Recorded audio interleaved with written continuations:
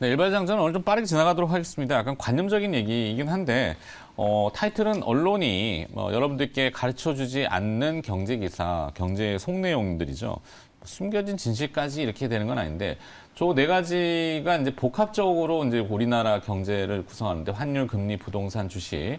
환율은 어제 이제 나왔던 재료가 한국은행이 미국 연방준비제도하고 상설에 가까운 통화 스와프 라인을 구축했다. 이 조 바이든 대통령이 올 때 이제 그 재료가 나온 겁니다. 그러다 보니까 원화 강세, 역외 환율이 14원가량이 훅 떨어졌는데 이게 좋다 나쁘다를 얘기할 수는 없어요. 환율 변동이 저렇게 커버리면은 좋은 거는 꼭 아닌데 이 이머징 자산 리스크에 대해서 약간 보험적인 성격을 띈다면은 긍정의 포인트. 근데 이제 부정으로 해석하면은 뭐가 꼬여 있나? 왜 저걸 그렇게 급하게 서두르지? 이렇게 오해할 수도 있거든요. 그래서 참 양면적인 재료를 가지고 있다 이런 내용이고 금리도 마찬가지로 통계적인 물가는 4% 수준이지만 체감 물가는 지금 보도가 계속 나옵니다만 거의 3, 40%의 물가 상승률. 식탁 물가는 뭐 두말할 나위 없죠. 그러니까 그런 부분도 생각을 해야 돼서 이거 인플레이션은 시차를 두고 계속 나옵니다. 아까 모두에도 설명드렸듯이 유로존의 1분기 성장률 GDP는 좋았지만 2분기부터는 인플레이션이 러시아 우크라이나 전쟁발이 녹아들어갈 거예요. 그래서 2분기에 성장률 지표하고 그다음에 인플레이션 지표를 더 잘 봐야 된다. 부동산은 지금은 제일 중요한 부분이죠. 버티기 들어갔습니다. 근데 이 부동산 연계 금융 규모가 가늠하기 굉장히 어려울 정도로 대한민국은 크죠. 어제 근데 뉴욕에서 부동산 얘기가 좀 나왔는데 조금 가격이 떨어지는 것 같아서 그런 거는 좀 부담되는 재료. 그래서 이제 이걸 버티려면은 재건축 리모델링을 지금 활성화하잖아요. 네, 근데 원재료 가격이 너무 올라가지고 사업 타당성과 개발 수익을 앞질러 버리면은 이 사업이 진행이 잘 안 될 수 있어서 우리가 그 둔촌동 이 얘기를 좀 어렵지만 그런 걸 잘 봐야 되고 주식은 말씀하시는 그 반도체, 소재, 2차 전지 소재 이게 초호황이라고 하는데 과연 그걸 완성하는 셀 기업들, 셀 업체들의 주가는 어떻게 돼 있고 왜 안 움직이지? 이런 의문도 한 번쯤은 생각해보자 그래서 별 내용은 아닙니다. 그냥 그죠? 네. 네. 그래도 근간이 되는 문제죠. 네. 네. 그리고 말씀해 주셨던 것 중에 딱 귀에 꽂히는 거는 환율 부분이에요. 그러니까 네. 통화 스와프가 어떻게 작동될지 그거는 장기적인 안목으로 좀 봐야겠습니다만 어쨌든 요 이슈였는지 아니면 유로존 유로화. 22에서 네. 금리 올린다는 얘기 때문이었는지 몰라도 달러 인덱스 빠지면서 지금 60원대 초반까지 왔죠. 63원, 4원 이렇게 온 것 같은데 환율이 조금 상향 안정화됐다라는 점은 좀 긍정적인 포인트. 이 이슈 때문 아닌 것 같습니다. 환율이 상향 안정 이거는 표현이 그렇고 환가치 환율이 상향 안정하면 올라가서 그러니까 지금 1,300원 1,100원대, 200원대 초반 보다가 지금 200원대 후반 와서 그러니까 저는 이게 환율이 오르더라도 이렇게 평행 구간 어느 정도 신뢰할 수 있는 구간으로 나타나는 상황이 온다면 이게 굉장히 안정될 수 있거든요. 증시도. 그런 면에서는 좀 긍정적인 신호가 될 수도 있지 않을까 이렇게 봐지고 사실 인플레 문제를 해결할 수 있는 방법 중에 하나가 이제 투자입니다. 투자. 인플레는 어쨌든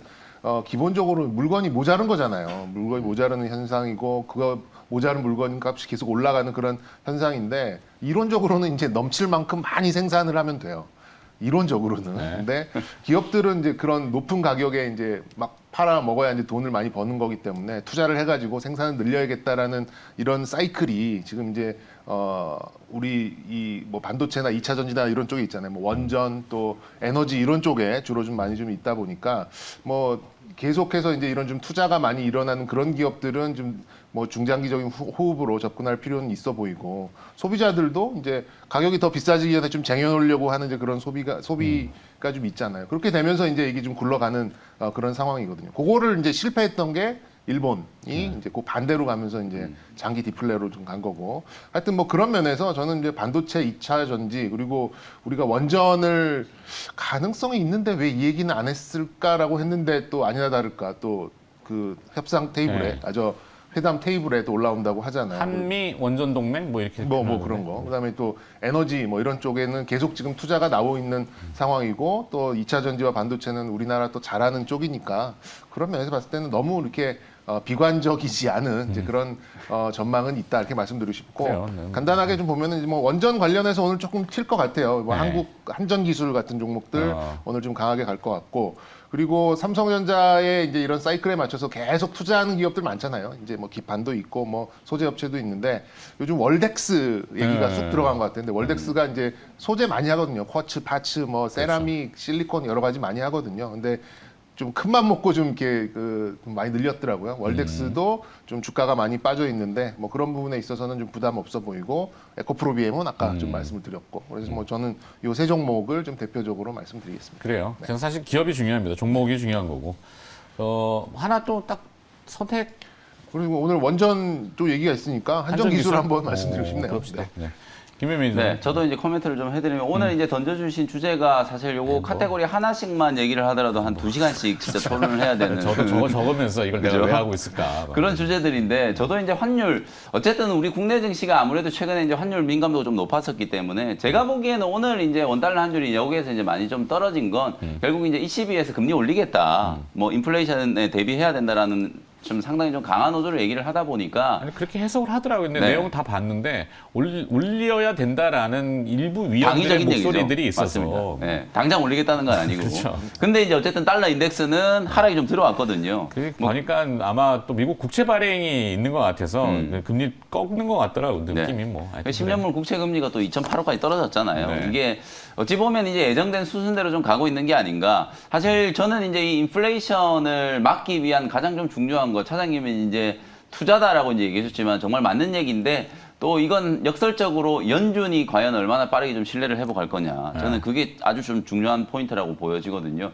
지금 아무리 연준이 공격적으로 금리 올리고 물가 잡겠다라고 해도 시장이 신뢰를 못 하다 보니까 지금 이 난리가 나고 있는 거거든요. 결국은 투자를 하면 바로바로 생산이 늘어나는 게 아니라 시간을 좀 벌어줘야 되는데 그 시간 벌기를 위한 이제 연준의 어떤 역할이 지금 잘 안 되고 있다는 거거든요. 네. 그래서 이제 그런 부분들을 감안하면 시장에 이제 달러 인덱스가 막 3.2까지 아니 그 105 근처까지 네, 105에서. 104.8까지 올라갔었죠. 그다음에 이제 10년물 국채 금리가 3.2까지 올라가고 이제 이런 현상들이 생긴 이유가 결국은 이제 연준이 이제 신뢰를 못 얻고 있다라는 부분. 뭐 그걸 이제 어떻게 해소하느냐에 따라서 저는 이제 시장 방향성이 좀 결정될 거라고 보고요. 결국은 지금 반도체, 2차 전지 소재 이 소재단의 종목들은 다른 거 다 떠나서 이제 실적 베이스로 움직이는 거라고 보시면 되거든요. 향후에도 지금 2분기, 3분기 때도 이제 높은 실적을 이제 구가할 거다라는 기대감이 이제 반영이 좀 되고 있는 거고 종목과 관련해서도 결국 이제 투자 쪽에 포커스를 맞춘다라고 보면 이제 P3 공장 오늘 또 이제 바이든 대통령이 이제 방한을 하시잖아요. 평택 공장 이제 가실 텐데 P3 공장 이제 장비 반입이 계속 지연되고 있다가 이제 드디어 이제 제가 어제까지도 다시 한번 확인을 했거든요.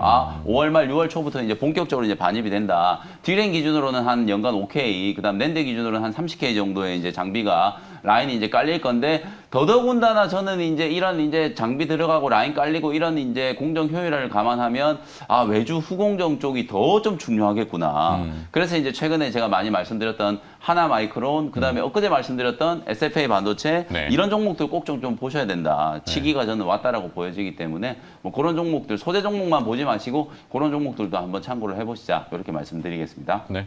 자, 뭐 여기서 일반장전을 마무리하겠습니다. 일반장전은 그냥 현금 실탄이 좀 쌓인다 지금 그 정도. 네. 뭐 선택을 해야 되는데.